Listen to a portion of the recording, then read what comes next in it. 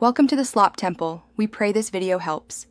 You start by getting the basics out of the way so the controller can speak Xbox's language. Install DS4 Windows and the Xbox app, then update Windows and Bluetooth drivers.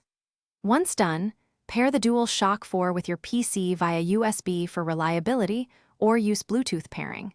Hold Share and PS until the light flashes, then connect in Windows Bluetooth. Make sure DS4 Windows is set to emulate an Xbox 360 controller, because Game Pass games require X input to recognize inputs correctly. Once your controller is connected, configure DS4 Windows so Game Pass sees it as an Xbox controller. Open DS4 Windows, choose the Profiles tab, and select Xbox 360 emulation. Then map any custom buttons, touchpad and PS button, to their Xbox equivalents.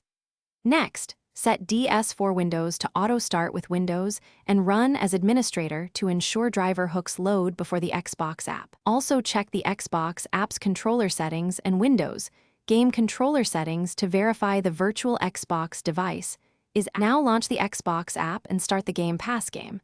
The virtual Xbox 360 controller from DS4 Windows should appear and accept input.